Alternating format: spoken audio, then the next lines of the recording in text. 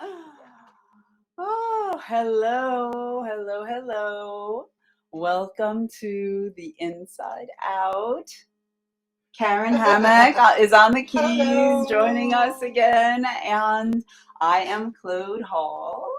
Let me see. Let me change this. All right. Yes, I'm Claude Hall, and this is our little Sunday meet where we do a little bit of music, a little bit of live music. Today's guest is Steve Rawlins, and he'll be on. I have my interview with him. He'll be on in just a few. And I think that today's the Oscars, right? It is. I don't have a television, and I don't. That's fine. It's fine.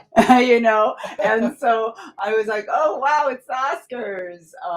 How did your film do in the screening? Fantastic. Oh, Fantastic. It Cool. was a total success. Wow. They won Best Film of the festival. Oh wow. The film is doing great.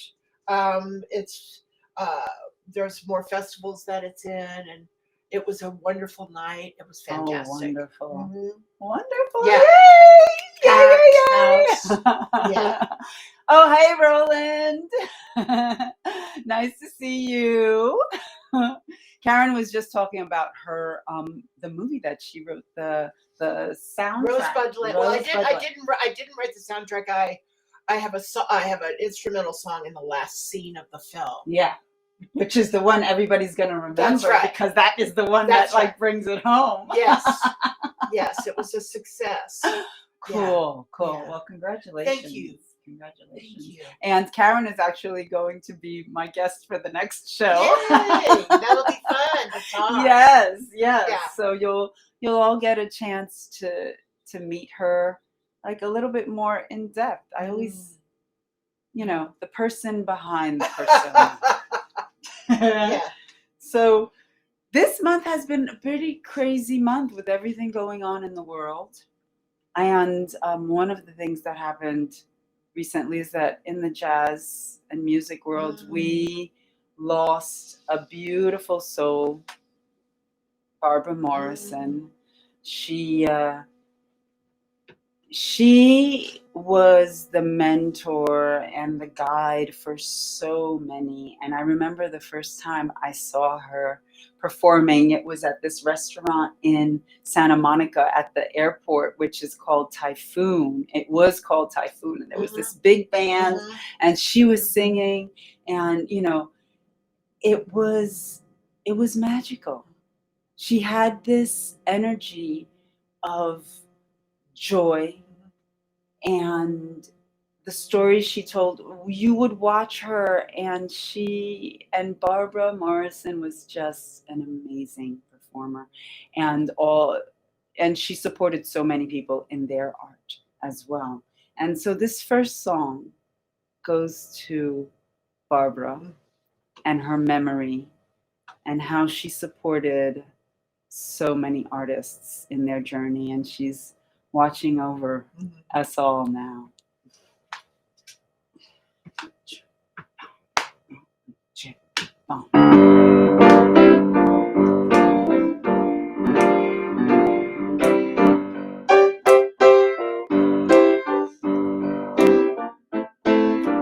Grandma's hands clapped in church on Sunday mornings. Grandma's hands played the tambourine so well.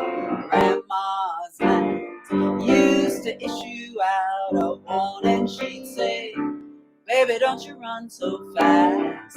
Might fall on a piece of glass. Might be snakes there in that grass." Grandma's hands. Grandma's hands soothed the local unwed mother. Grandma's hands used to ache sometimes and swell. Grandma's hands used to lift her face and tell her, she'd say, "Baby, Grandma understands that you really love that man. Put yourself in Jesus' hands, Grandma's hands. Grandma's hands used to hand me a piece of candy. Grandma's hands picked me up each time I fell. Grandma's hands, oh, they really came in handy. She'd say, Maddie, don't you whoop that girl. Why you wanna spank her for? She ain't dropped no apple core, but I don't have Grandma anymore. If I get to heaven, I'll look for Grandma's hand.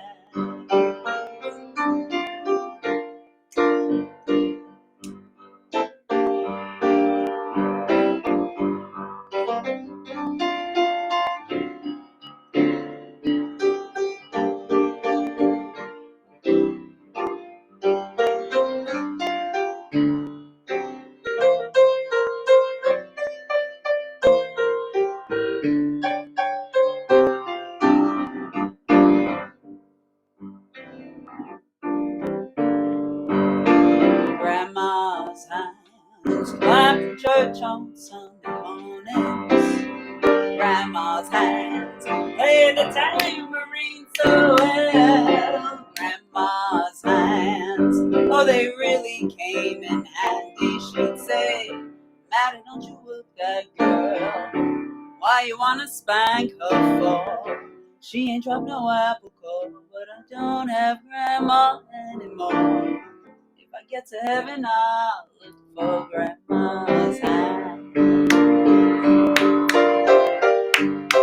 Grandma's hand. I'll look for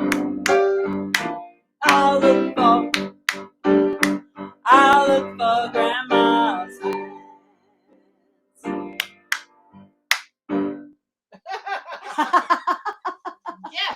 Yes. Yes. Yeah. Like she was like a grandma to everyone. She did. Yeah. To me, she held the entire vocal jazz community up with her two hands. Yeah. Really seriously. Yeah. Yeah. It's to have that that impact. Yeah. On so many people. Yeah. She, and I would say that she still lives within us all. Yes. You know. Mm-hmm. Yes. Ah, yes, righteous Roland. Indeed. And by the way, Roland says congratulations on your on your song in the film. Thank you. Oh, so for somebody like Barbara, who lived so many years, and I can imagine what she saw in this world, how much history she went through. And in our short lifespans, we go through our own journeys. And sometimes you get the opportunity to see both sides of the coin.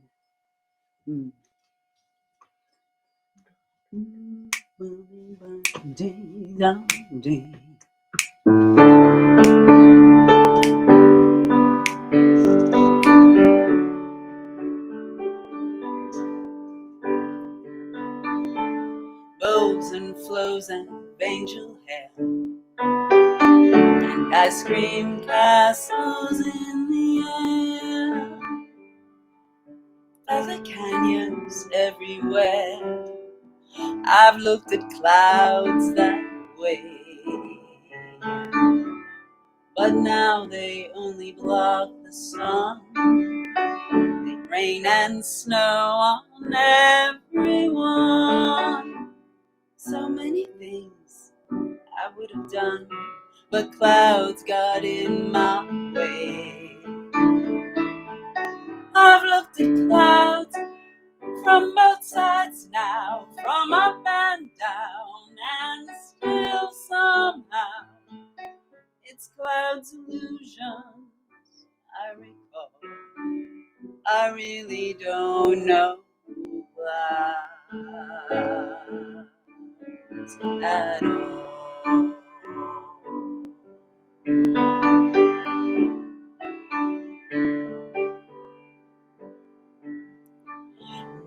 Junes and Junes and Ferris wheels, that dizzy dancing way you feel as every fairy tale comes real. I've looked at love that way, but now it's just another show. Leave 'em laughing when you go, and if you care, don't let 'em know. Don't give yourself away. I've looked at love from both sides now, from give and take, and still somehow it's love's illusions I recall. I really don't know love at all.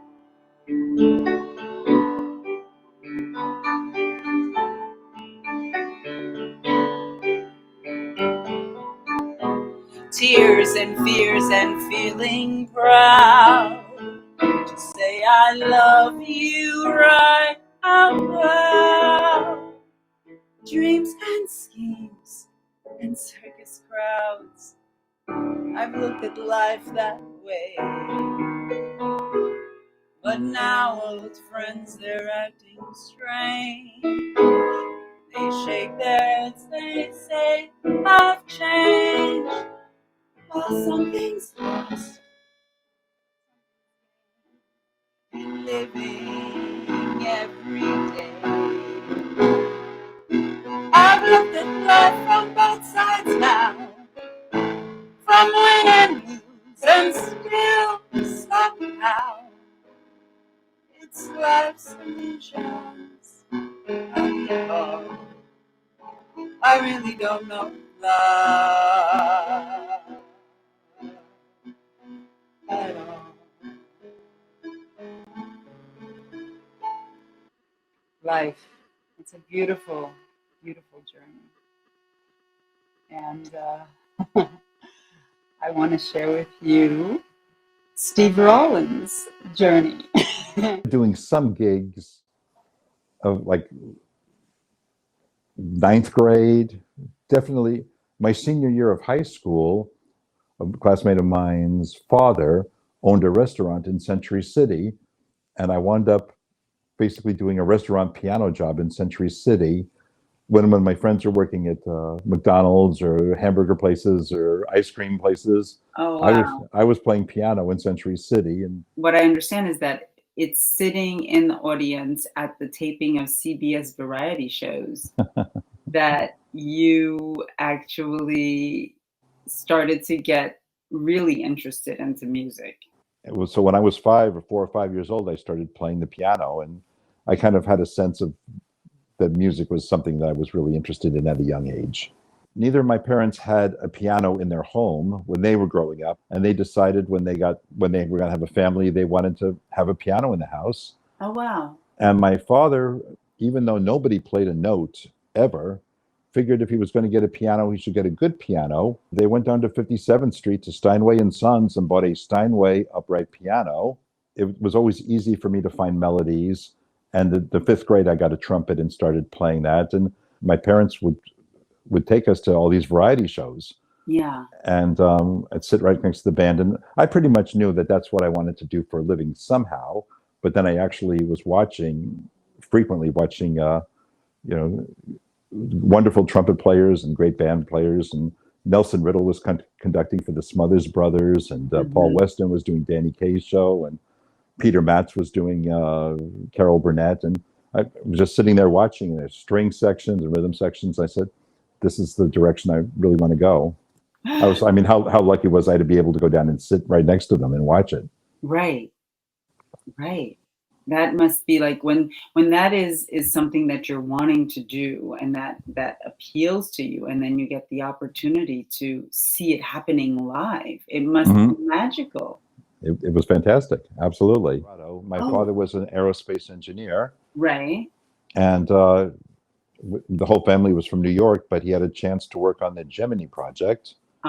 What was that like to have like a dad that was working for NASA? Like back in those days, I imagine it was a big thing.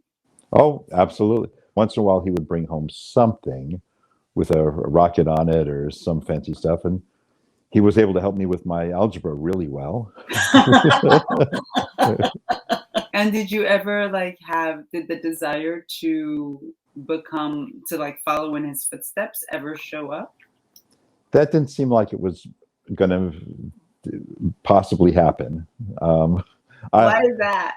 Well, my mathematical skills were okay, but I didn't have a desire. You've worked with so many different people and different styles. Mm-hmm. You know, it's from Smokey Robinson to Lainey Kazan to Chaka Khan. It's like, it's when I look at the list, I'm like, wow, because I know you mainly as a jazz musician. Well, I've been fortunate enough to travel and perform as a musical director, pianist for many different singers. It's I'm very grateful, and I'm very lucky I get to do that. Yeah. So like, I've never performed in front of a crowd that huge, and what does that feel like when you go, out on the stage, and what's that like when you're in that room and you're about to hit the first note? Even though there might be whether there's 20 people in an audience or a very large audience, I'm really focused on the music, and I'm also the fact that I'm sitting at a piano is not like I'm playing guitar, and I'm not and I'm not and I'm reading music. I'm really kind of focusing on just giving a good performance. Plus, I'm not standing up, staring at the audience so much. I'm sitting down, getting my music ready and playing it. And it sounds like you're saying that you go out there and you're in you're in your own space almost. And that might be, sometimes I've noticed whenever I've watched videos of my performances, for whatever reason, it's not that different than if I was at a recording studio. I'm really focusing on the music, but I don't have a whole lot of stage personality necessarily, like, and I'm supposed to be smiling. I am enjoying it. I'm really focusing on the music, and I see videos of me that's kind of like, just very serious, and and people say smile, so I try to, but it's not always I'm really thinking about what I'm playing and what the next piece, the next measure has. Right. So right. I've got to try and put a little more pizzazz into it somehow without. So what do you want to play for us? Well, but I've written about 5 or 6 brand new pieces, and I'm going to do an album of solo piano. It's not quite, cool. It's kind of new age, but it's also kind of jazz. And this is a song called Kensington Gardens, which is original, and it's going to be on the album. Cool. So why don't I play that? I won't go on for too long. I'll just kind of play it through a little bit. Whatever you feel comfortable doing. If you want to play the whole thing, unless I'll play it all the way through, but I'm not going to take a 20-minute solo or anything. Okay. So. All right.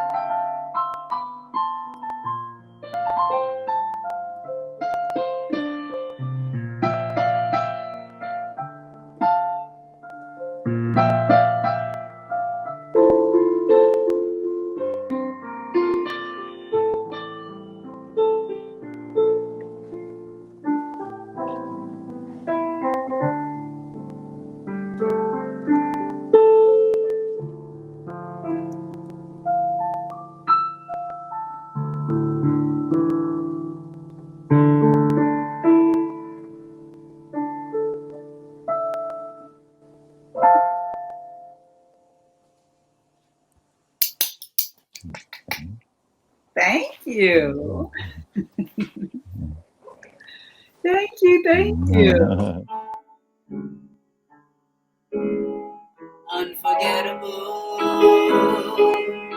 that's what you are.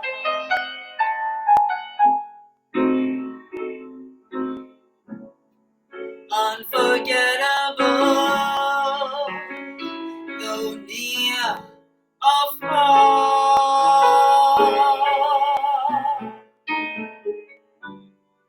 like a song of love that clings to me. How the thought of you does things to me never before. Has someone been more unforgettable in every way?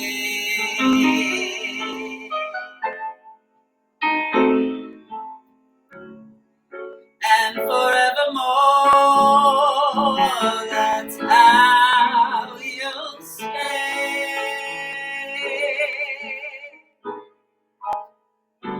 That's why, darling, it's incredible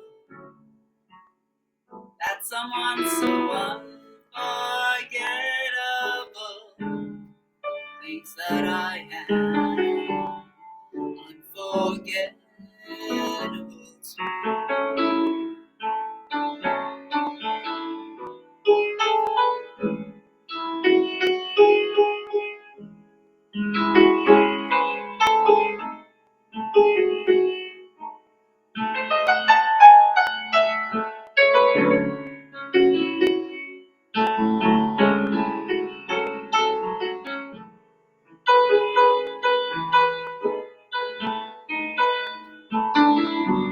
That's why, darling, it's incredible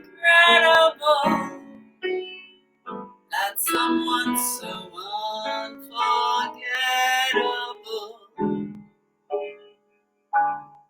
thinks that I am unforgettable too.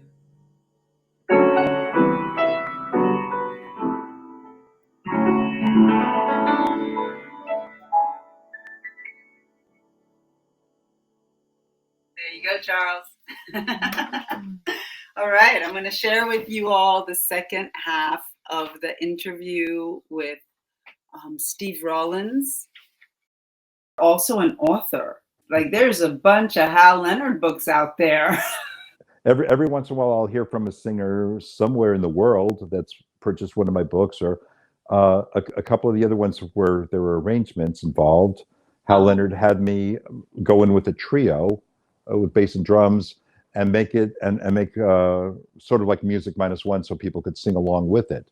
And every once in a while, I'll hear somebody will add their voice to a track and send it to me, or put it on YouTube, and somebody released it as a real recording, which is not exactly what it's supposed to do, but right. Whatever. It's arranged music for the Academy Awards and the Emmys. You know, you even arranged like a marching band song for Jeopardy College Week. To be on the list of people to call is always a great feeling, right? Sure. Well, and I mean, to me, it's also very satisfying because I enjoy music. And every now and again, you'll do an open mic night. I have one coming up, yes, and that's always kind of fun because you never know what someone's going to want to do and what kind of music they're going to hand you. Yeah. What is the strangest, or the most challenging piece that you've had in an open mic night? Well, it's, and sometimes it's fascinating to watch people will come in with something that's like 7 pages long, that wasn't scotch taped, that's written in a different key than they want, and they have certain things transposed on top, and it's not transposed correctly, and you have to try and decipher. And then you got into the trumpet at 9. That was my main instrument for many years. Oh, really? Uh-huh. Oh, wow. And now you're back to the piano. So What prompted you to like? So I worked as a trumpet player. I would be in a big band or something, play the jazz chair. But by the mid 80s, there was less and less work for trumpets. Oh, really? And for horn players, and a lot of electronics were coming in. Orchestras were getting smaller and smaller, and I was always so busy as a pianist and as a composer and as an arranger. Yeah. It kind of made sense that was the time to just focus on that and just not play trumpet anymore, which is, it was a big change because I was doing it so often. Right. I never forget the fingerings, and I miss the camaraderie, the hang of the trumpet section. So I still hang out in the trumpet section and still talk shop with the guys. Oh, cool. That hasn't left you. But this is gone.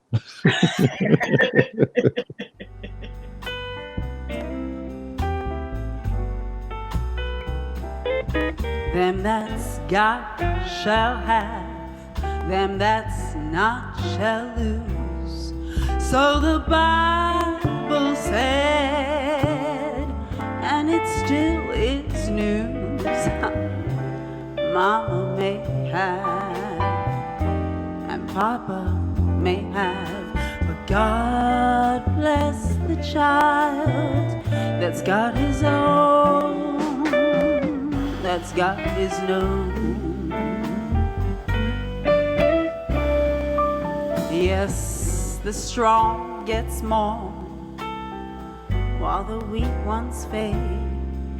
Empty pockets don't ever make the grave.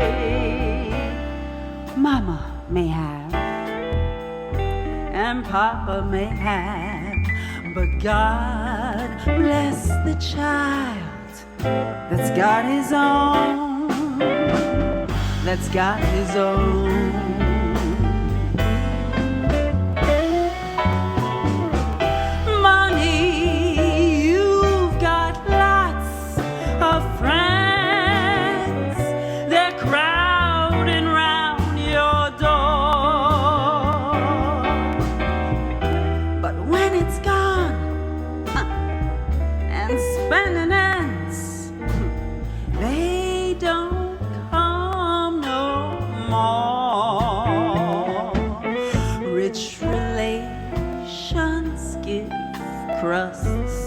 Of bread and such, you can help yourself, but don't take too much. Mama may have, and Papa may have, but God bless the child that's got his own, that's got his own.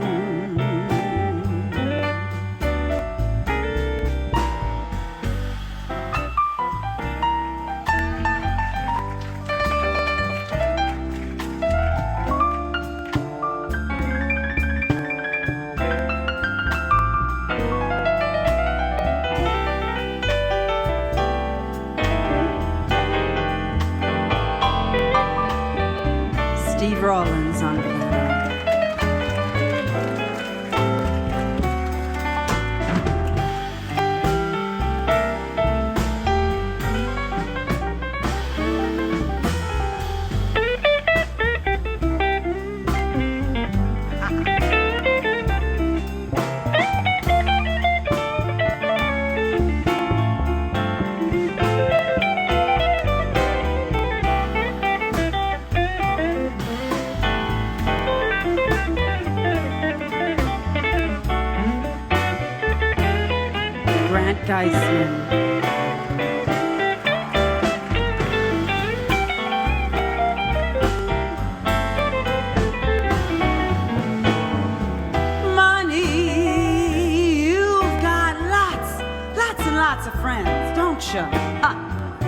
Look at them, they're crowding around your door. But when it's gone and spending ends, they don't come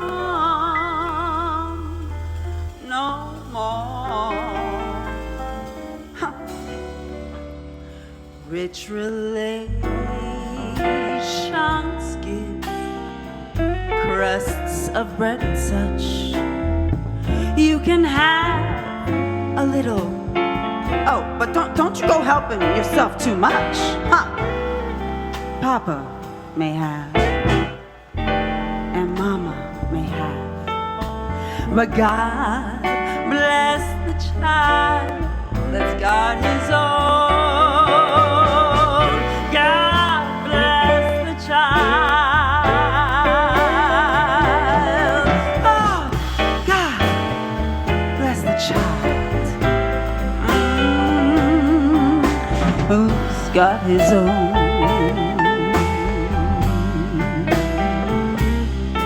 She's got her own.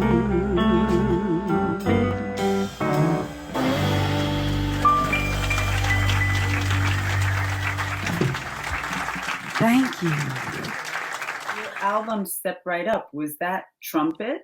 Yep. Yeah, I had a different pianist, a wonderful pianist named Brad Cole, played piano on that album, and yeah, I played trumpet on it. Wow, and that's interesting. That was shortly before I stopped playing. It's an LP format. At the time, it was CDs hadn't really happened yet. It was released as an album and as cassettes. And there's one song that got quite a bit of airplay, and it's the one song I didn't play trumpet. There's no trumpet at all on it. It's just rhythm section featuring my buddy Grant Geisman on guitar. Yes. And I re-released that through iTunes last year. Yeah. It's called Laguna. Are you talking about Laguna? Now, a friend of mine who I grew up with since junior high school, Robert Kaufman, a trombone player, I produced an album for him about 20 years ago. And that came out only on CD, but it's not available, for streaming yet. And so we just finished redoing the artwork. I am going to release that one. I played piano and the keyboards and had a bunch of great musicians. What is it that makes you keep, wanting to go at it after 50 years? What is it about the music that holds you? Well, it's inside, it's just a constantly creating something new. I think most musicians I know share a similar passion, especially the ones that compose and keep wanting to create. And would you say that there's this thing inside of you, like you feel like you have to create? I think so, and there's things I still want to accomplish. There always are. And like what? Well, I've had two goals since like the age of 17 or something, which I have not quite accomplished. I would like to be able to compose something that becomes part of the musical, that becomes well known enough, whether it's considered a standard or some kind of a popular song that is a known commodity. Yeah.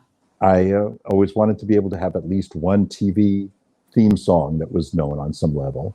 When I was 19 years old, I was on the road in Western Canada, and I remember being in Kelowna, British Columbia, which is beautiful, and hearing a marching band playing the theme to Hogan's Heroes. And just kind of then I said, Jerry Fielding, he has no idea, but his song, that theme, touched people enough that they actually worked out an arrangement, and there's a marching band here playing his song. And that's kind of always been something I've tried to aspire to. And I'm very grateful. I've gotten to work with many, many wonderful performers of all kinds and travel around and see the world and play beautiful venues. I'm very grateful and very fortunate. Yeah. All right. Steve Rawlins. All right, we're gonna try the mic again. So give me a second.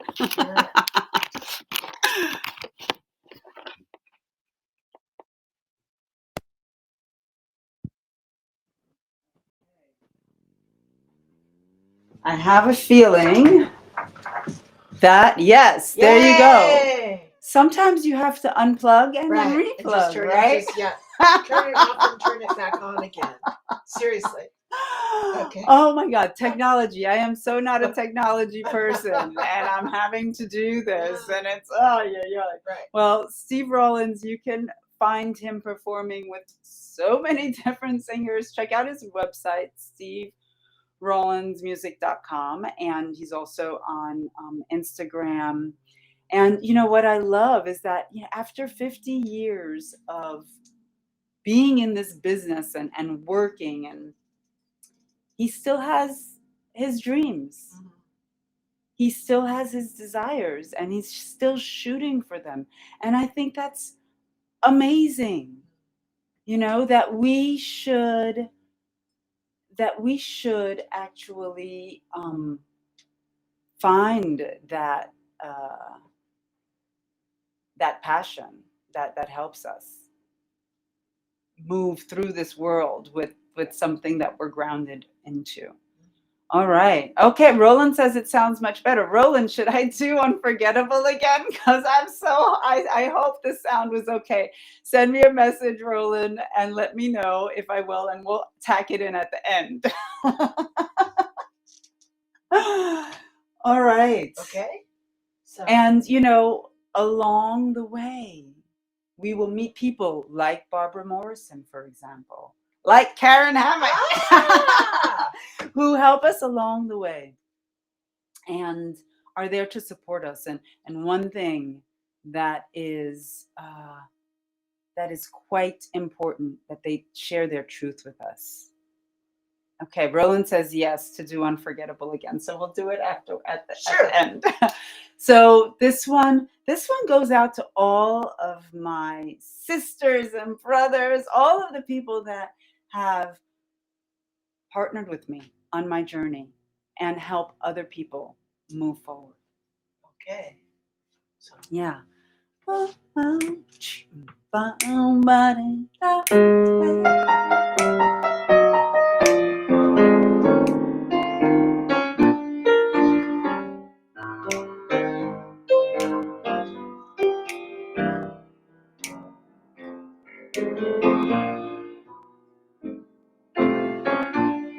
Sister, you've been on my mind.